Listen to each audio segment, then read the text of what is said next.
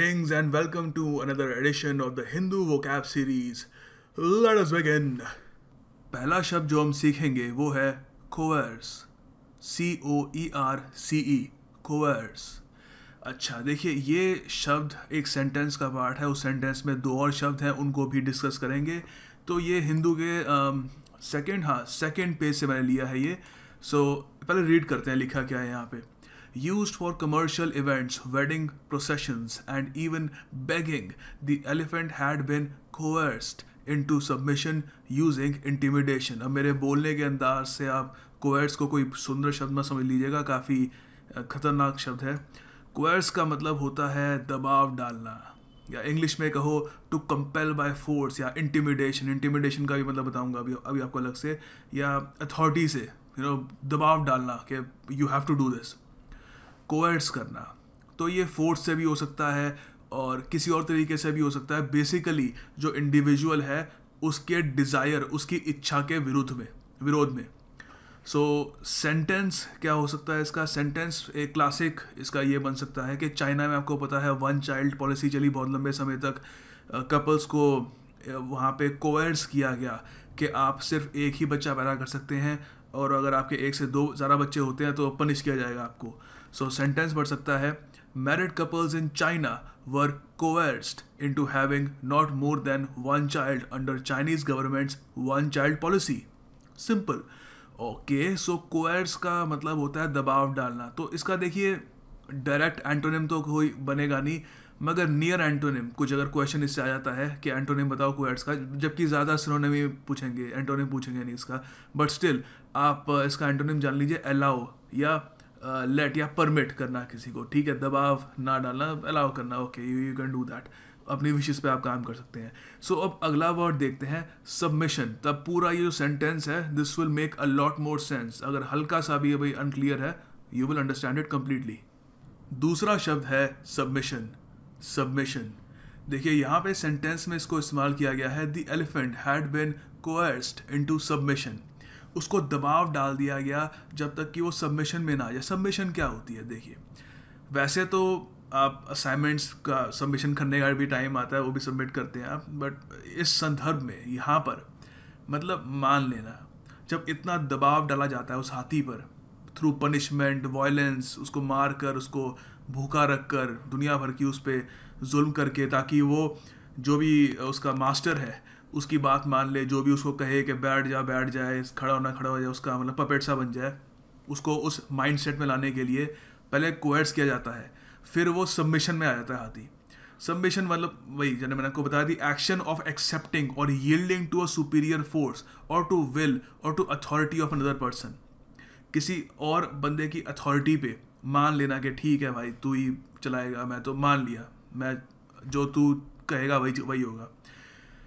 इसको सेंटेंस में कैसे यूज़ कर सकते हो आप, a religion that preaches submission to God's will. आप एक्चुअली दुनिया के हर धर्म में भगवान के सामने सबमिशन सिखाई जाती है, क्योंकि हर किसी के लाइफ में ऐसा टाइम आता है जब बहुत सारी चीज़ें अपने आप ही हो रही होती है और कुछ समझ नहीं आता. तो उस वक्त एक काफ़ी अच्छा तरीका है उससे डील करने का कि ये मान लो कि भगवान की मर्ज़ी है, बस भगवान या ऊपर वाले जो भी आप जिनको भी आप मानते हो उनकी मर्ज़ी है और बस उनकी चलेगी. तो थोड़ा बहुत ईजी हो जाता है उसको एक्सेप्ट करना. दूसरा सेंटेंस ये भी हो सकता है, the unfortunate prisoners were beaten into submission. Jail के कुछ कैदी थे, ज़्यादा हुड़दंगबाजी मचाते थे, तो उनको पीटा गया जब तक कि वो मान नहीं गए अपने से जो बड़े अथॉरिटी है उनकी बात, कि अब उनकी चलेगी. ठीक है, सबमिशन. सो सबमिशन का उल्टा क्या होगा, डिफायंस. अनादर, आई थिंक ये वर्ड हमने सेकेंड या थर्ड वीडियो में डिस्कस किया था डिफायंस. ठीक है, इसका उल्टा होता है सबमिशन का. तीसरा शब्द है इंटिमिडेट या फिर इंटिमिडेशन. यहाँ पे यूज़ किया गया है, been coerced into submission using intimidation. अच्छा, उन पे दबाव डाला जाता है हाथियों पर जब तक कि वो सबमिशन में ना आ जाए. और किस तरीके से दबाव डाला जाता है, इंटिमिडेशन के ज़रिए, वायलेंस के ज़रिए, पनिशमेंट के ज़रिए. वायलेंस और पनिशमेंट आपको पता है, सज़ा, और वायलेंस आपको पता है हिंसा. सो इंटिमिडेशन क्या होती है देखिए, इंटिमिडेशन का मतलब होता है भय दर्शन. एक तो हो गया वॉयलेंस, मारना, एक होता है आपको मारना नहीं मगर दिखाना कि आपके साथ हो क्या क्या सकता है, भय दर्शन, डराना, मेनेसिंग, फ्राइटनिंग, मतलब स्केयरिंग, ठीक है। तो इसका एग्जांपल क्लासिक ये हो सकता है, करंट अफेयर से रिलेटेड एक एग्जांपल बनाता हूँ ज़्यादातर मैं। तो यहाँ पे आप डाल सकते हैं कि United states tried to intimidate China with maritime war exercises near South China Sea। America ने चाइना को भय दर्शन कराए। साउथ चाइना सी आपको पता है डिस्प्यूटेड एरिया है, चाइना वहाँ पे अपने क्लेम्स डाल रहा है। तो ये हुआ नहीं है वैसे, अगेन अभी यूएस ने ऐसी कोई वहाँ पे एक्सरसाइज करी नहीं है, बट एक सेंटेंस के तौर पे बता रहा हूँ, वहाँ पे डिस्प्यूट चल रहा है। तो यूएस ने वहाँ पे वॉर मैरीटाइम वॉर एक्सरसाइज की, खूब सारी अपनी बैटल शिप बुलाकर दिखाई चाइना को कि चाइना सुधर जा, नहीं तो we have a lot of strength. So भय दर्शन। और इसके अलावा ये भी आप कह सकते हो, in ancient times the heads of criminals were often left in public to intimidate potential law breakers. पुराने ज़माने में कोई जिसको सज़ा दी जाती थी उसको सरेआम सबके सामने सज़ा दी जाती थी और सर काट के वहीं पे छोड़ दिया जाता रहा, ताकि कोई और पोटेंशियल लॉ ब्रेकर हो, कोई और किसके जहन में ये भी है कि यार मैं भी कुछ चोरी करता हूँ, मैं भी किसी का मर्डर कर देता हूँ, कानून तोड़ता हूँ, तो वो भय दर्शन से ही वो समझ जाए, ठीक है। अभी भी ये टैक्टिक इस्तेमाल किया जाता है सऊदी अरेबिया वगैरह में, सबके सामने अगर कोई गलत काम करे उसके हाथ काट देते हैं वगैरह, तो वो एक फॉर्म है इंटिमिडेशन का, भय दर्शन का। ओके, सो अगला जो आर्टिकल मैंने लिया है ये पेज 8 से लिया है। यहाँ पे एक आर्टिकल का जो टाइटल था वो है मिफ्ट Karnataka legislators close ranks against high court circular. तो हाई कोर्ट का एक सर्कुलर था तो उनको पसंद नहीं आया, तो उससे काफ़ी मिफ्ट है वो। मिफ्ट का क्या मतलब होता है? मिफ्ट मतलब चिढ़ जाना, ठीक है, चिढ़ा हुआ। Annoyed, to be honest annoyed से हल्का सा 1 डिग्री कम, मतलब ये मैं वैसे एडवांस लेवल की इंग्लिश अगर कभी आपको यूज़ करना हो इसको किसी ऐसे वगैरह में तो उसके लिए बता रहा हूँ। अगर आप एनॉयड से हल्का सा कम कहना चाहते हो तो मिफ्ट कह सकते हो आप। डिसप्लीज भी हो सकता है, ऑफेंडेड, ठीक है, चिढ़ा हुआ। सेंटेंस में सिंपल आप कह सकते हो I was miffed when they didn't invite me to the party. मैं चिढ़ गया जब उन्होंने मेरे को पार्टी में नहीं बुलाया, क्योंकि आई वॉज ऑफेंडेड, मुझे क्यों नहीं। सो यहाँ पे ओबामा साहब की भी आप शक्ल देख सकते हो, इनके एक्सप्रेशन से लग रहा है कि ही इज़ मिफ्ट, चिड़े हुए हैं कुछ, बिल्कुल मतलब ऑलमोस्ट एनॉयड से हैं। सो अब अगर चिड़ा हुआ होने का उल्टा क्या होगा, मिफ्ट का उल्टा क्या होगा आपके हिसाब से? ऑब्वियस ही बात है, प्लीज्ड।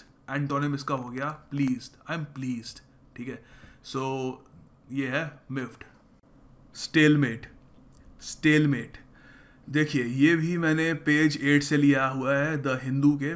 तो यहाँ पे कृष्णा रिवर वाटर का जो कृष्णा रिवर का जो डिस्प्यूट था कि उसके पानी को कौन यूज़ करेगा, कौन सी स्टेट यूज़ करेगी, वो थोड़ा बहुत उस पर जो स्टेलमेट हो गया था दोनों स्टेट्स के बीच में, वो थोड़ा बहुत रिजॉल्व हुआ है। तो स्टेलमेट का मतलब क्या होता है? देखिए स्टेलमेट मतलब बिल्कुल डेडलॉक हो जाना, लॉक जैम, आगे कोई सोल्यूशन ना निकलना, ग्रिड लॉक, दोनों बस फंस गए, ठीक है, कुछ आगे नतीजा नहीं निकल रहा।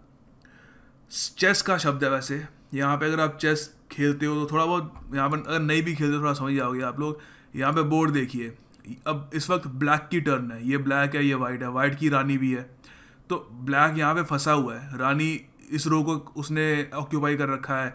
ब्लैक किंग के पास हिलने के लिए जगह नहीं है, ना उस पर अटैक हो रहा है मगर वो अपनी अगली चाल नहीं चल पा रहा, तो स्टेलमेट है, आगे कुछ चल नहीं सकता, ये ड्रॉ हो जाएगा, यहाँ पे ये गेम ड्रॉ है। सो यहाँ पे आप चेस में भी यूज़ कर सकते हो, आप चेस के संदर्भ में यूज़ कर सकते हो आप। After playing chess for 16 hours we ended the game in a stalemate. 16 घंटे बाद चेस खेली और उसके बाद गेम स्टेलमेट यानी एक ड्रॉ में ख़त्म हो गया। स्टेलमेट का डायरेक्ट मीनिंग ड्रॉ नहीं है, ठीक है, यहाँ पे गेम की बात कर रहा हूँ। स्टेलमेट का डायरेक्ट मीनिंग है डेडलॉक या लॉक जैम। दूसरा सेंटेंस आप ऐसे भी बना सकते हो कि इंडिया पाकिस्तान की जो पीस टॉक्स हैं वो स्टेलमेट हो चुकी है। The current stalemated peace talks between India and Pakistan are hurting business. Pakistan और इंडिया के बीच में जो आगे बातचीत होनी थी स्टेलमेट हो चुकी है, आगे कुछ समझ नहीं आ रहा क्या करें, दोनों बस अड़े हुए हैं एक बात पे, नहीं ऐसे होगा नहीं ऐसे होगा, तो उसकी वजह से बिजनेसेस को नुकसान पहुंच रहा है। Now we have hither and thither. Hither and thither का यहाँ पे इस्तेमाल किया गया है The non-existence of ideological moorings can of course pose problems, for without a vision that informs and motivates politics, this form of activity tends to wander hither and thither. अच्छा, तो इसका मतलब होता है इधर उधर, hither and thither. प्रोनाउंस करने में इतना इजी नहीं है ये. सो बेसिकली यहाँ पे इस आर्टिकल में बात की जा रही थी आम आदमी पार्टी और समाजवादी पार्टी के बारे में. अगेन मेरा कोई ओपिनियन नहीं है, आर्टिकल की बात कर रहा हूँ. सो मैं कुछ पॉलिटिक्स की बात नहीं कर रहा यहाँ पे, सिर्फ अंग्रेजी पढ़ा रहा हूँ. सो यहाँ पर इन्होंने कहा कि आम आदमी पार्टी और समाजवादी पार्टी जैसी पार्टीज होती हैं, उनकी कोई पॉलिटिकल आइडियोलॉजी होती है नहीं. वो जैसे उनको सिचुएशन में फिट लगता है वो उसी के हिसाब से ढल जाती हैं. सो इसके एडवांटेजेस भी होते हैं, डिसएडवांटेजेस भी होते हैं. डिसएडवांटेज ये होता है कि कभी कभी आपकी जो जो आपकी पार्टी की एक्टिविटी होती है वो वॉन्डर करनी शुरू हो जाती है. वॉन्डर मतलब घूमना, ठीक है, हिदर एंड तिदर, इधर उधर घूमना स्टार्ट कर देती है. एक प्रॉपर डायरेक्शन नहीं बन पाती उसकी. तो यहाँ पे इंग्लिश में आप कह सकते हो फ्रॉम वन प्लेस और सिचुएशन टू अनदर. सेंटेंस में यहाँ पे द आएगा, sorry, The lonely man had been wandering about hither and thither. So जो अकेला सा आदमी था वो घूम ही जा रहा था, वॉन्डरिंग कर रहा था एक जगह से दूसरी जगह तक, इधर उधर. अगला शब्द है वनरेबल. वनरेबल देखिए, इसका मतलब होता है कमज़ोर, घाव लगने योग्य. अब यहाँ पर देखिए इंटरेस्टिंग है, इसका इंग्लिश में मतलब है इन डेंजर, इन पैरल या इन जेपर्डी. तीनों शब्द हमने रेगुलरली काफ़ी वीडियोस में डिस्कस किए हैं.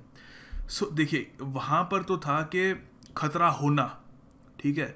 यहाँ पे वनरेबल का मतलब होता है खतरे में होना. फ़र्क है. फॉर एग्जांपल मैं कहना चाहता हूँ शेर के सामने खड़ा होना खतरे से भरा हुआ काम है, तो मैं कह सकता हूँ it is perilous to stand in front of a lion, या फिर you will be in great jeopardy if you stand in front of a lion. तो मगर मैं यहाँ पे ये नहीं कह सकता it is vulnerable to stand in front of a lion, ठीक है. तो मैं ये कह सकता हूँ कि you will be vulnerable if you stand in front of a lion, ठीक है. आप मतलब घाव लगने योग्य हो जाओगे, शेर के सामने खड़े हो मारेगा आपको. सो यहाँ पर इसको यूज़ किया गया है शशिकला जी के बारे में, कि उन पे भी काफ़ी सारे केस वगैरह चल रहे हैं डिसप्रपोर्शनेट एसेट के बारे में, उससे रिलेटेड. तो वो काफ़ी वनरेबल है both legally and politically, unlike Jayalalithaa ji जो आगे मैंने बता रहा हूँ, ये मैंने कवर किया नहीं है हमने. Clearly, the cloak of invincibility that Jayalalitha seemed to have on her during even the most testing times was not on Miss Sasikala's to wear. Cloak होता है कंबल टाइप का कपड़ा सा होता है, और इन्विंसिबिलिटी होता है कि कोई आपको कुछ कर नहीं सकता. इनविंसिबल हो आप मर नहीं सकते, ठीक है. तो इमॉर्टल तो नहीं बोलो, इमॉर्टल है. इनविंसिबल मतलब आपको कुछ कोई भेद नहीं सकता, अभेद्य कह लीजिए आप, ठीक है. सो यहाँ पर ये कह रहे हैं कि शशिकला जी के पास वो क्लोक ऑफ इनविंसिबिलिटी नहीं है, काफ़ी हद तक वो वनरेबल है. सो सेंटेंस में आप कह सकते हैं उसको, आप the poorly build castle was vulnerable to attack. जो कमज़ोर तरीके से बना हुआ किला था वो वनरेबल है टू अटैक, कमज़ोर है, उस पर अटैक हो सकता है. आप ये भी कह सकते हो कि जो लोग वनरेबल होते हैं to flu virus should get flu shots every year, उनको वैक्सीन वगैरह इस्तेमाल करनी चाहिए. इसका उल्टा क्या होगा, सीधी सी बात है, वेल प्रोटेक्टेड, इम्यून टू, मतलब सुरक्षित. अगला वर्ड है रिडंडेंसीज.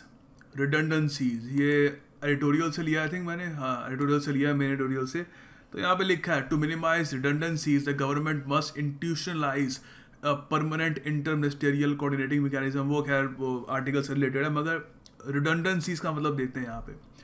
रिडंडेंसीज मतलब फालतूपन, जिसकी ज़रूरत ना हो, ठीक है. रिडंडेंसीज बना है रिडंडेंट से, ठीक है. इतना ये शब्द आई थिंक आपने सुना होगा कहीं ना कहीं. इसका मतलब होता है अननेसेसरी, जिसकी ज़रूरत ना हो, रिडंडेंट. सेंटेंस में आपको अच्छे समझ में आएगा.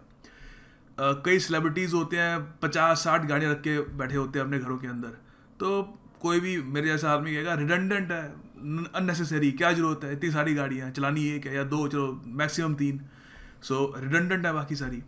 और ये भी एक खैर मजाक में है, इसको यूज़ मत करें ना कभी. आप अगर चैटिंग वगैरह कर रहे हो तो आप पहले लिखते हो हाँ फिर LOL, लाफ आउट लाउड। तो एक चीज़ लिखो, मैं पहले हाँ भी कर देता हूँ, फिर LOL भी कर देता हूँ, तो LOL रिडंडेंट है, उसकी ज़रूरत क्या है, अननेसेसरी है। मैं हाँ मैं अपनी हंसी बता रहा हूँ, ठीक है, रिडंडेंट। फाइनली आप ये भी कह सकते हो मिनिस्टर का जो स्पीच था रिडंडेंट था, एक चीज़ बार बार रिपीट कर रहा था। तो इसका उल्टा क्या होगा, एसेंशियल, ज़रूरी, नेसेसरी। अगला शब्द है इन्फ्यूरिएट। इन्फ्यूरिएट इसका मतलब होता है क्रोधित करना, ठीक है। एंग्री का भी कह लो पापा, मतलब उससे भी बड़ा होगा, बहुत ज़्यादा गुस्सा होना। ये रिसेंटली आपने सुना होगा, प्रधानमंत्री जी ने मनमोहन सिंह जी पे एक कमेंट की कि इनको शावर में बाथरूम में शावर में खड़ा होना आता है विद रेन कोट, कि मैं भीगू भी ना और शावर भी चलता रहे। तो कांग्रेस को लगा कि बहुत ही ज़्यादा ये उनका अपमान बहुत ज़्यादा कर दिया प्रधानमंत्री जी ने, और प्रधानमंत्री की पोस्ट पे कोई आदमी ऐसी बात उसको करनी नहीं चाहिए, ठीक है। तो कांग्रेस वॉज इन्फ्यूरिएटेड, ठीक है, इन्फ्यूरिएट कांग्रेस राज्यसभा मेंबर्स। तो सेंटेंस में भी यूज़ कर सकते हो आप इसको। Though the situation infuriated him, he did his best to hide his anger. उसको सिचुएशन में काफ़ी गुस्सा आ रहा था, बहुत क्रोधित हो रहा था वो, मगर तब भी उसने कोशिश की कि अपना जो गुस्सा है वो दबा के रखे। मनमोहन सिंह जी पे फिर बैठता ये आराम से बैठ के सुन रहे थे। सो दूसरा ये भी कह सकते हो आप, high rate of rapes in the country infuriate me. इतने सारे रेप की खबरें आती हैं, औरतों पे जुल्म हो रहे हैं, तो कोई भी अच्छा सिटीजन होगा उसको गुस्सा ही आएगा कि यार हो क्या रहा है हमारे देश में। सो इन्फ्यूरिएट। ब्लेमिश, ये यहाँ पे कन्हैया कुमार जी पे एक आर्टिकल था, इंटरव्यू था एक्चुअली बहुत बड़ा, तो उसमें बोला था कि चार्जशीट जो उन पे लगाई गई थी अभी तक उसका कुछ पता नहीं लगा कि उसके आगे कुछ करना क्या है। जो भी उसकी इंक्वायरी वगैरह हो रही है बहुत ही आराम से हो रही है, तो जो उन पे दाग लगा हुआ है, ठीक है, उनके करियर पे, वो अभी तक लगता नहीं है कि मिट पाएगा। सो इसका ब्लेमिश का मतलब होता है कलंक, डिफेक्ट या स्टेन। सेंटेंस में यूज़ कर सकते हो आप, the incident blemished his reputation. उनकी जो रेपुटेशन थी उस पर कलंक लग गया उस इंसिडेंट के बाद। अच्छा, अब थोड़े से MCQ हो जाए। स्पॉटिंग एरर्स ट्राई करते हैं आज, अभी तक ट्राई किया नहीं है, पहली बार ट्राई कर रहे हैं। आपके सामने एक क्वेश्चन है, ये एक काफ़ी सिंपल सा क्वेश्चन है, इसका आंसर मैं नहीं बताऊंगा, कमेंट सेक्शन में आपको ट्राई करना है। अगर आंसर नहीं मिलता, समझ नहीं आता, डोंट वरी, PDF में उसका आंसर मिल जाएगा। PDF भी मैं हमेशा कमेंट सेक्शन में देता हूँ आपको, वहाँ पे पिन कर रखी होती है कमेंट में। आप अटेम्प्ट करिए ये, good luck. Alright, so second question है सेम ही है, स्पॉटिंग द एरर। आपको बताना है इसमें, what ever work that which you undertake put your best efforts in it. बताना है इसमें एरर है या नहीं है तो कहाँ पे है ये भी बताओ। आप एक बार वीडियो पॉज करके अटेम्प्ट करिए, फिर मैं बताता हूँ। ओके, होपफुली आपने वीडियो पॉज करके अटेम्प्ट कर लिया होगा। आंसर टाइम मैं बता रहा हूँ, whatever work, okay, no problem, A नहीं है, ठीक है। दैट विच यू अंडरटेक, देखो यहाँ पे दैट विच की आवश्यकता नहीं है, ठीक है, तो ये यहाँ पे रिडंडेंट है, ठीक है, अननेसेसरी, यूजफुल नहीं है, ये फालतूबाजी।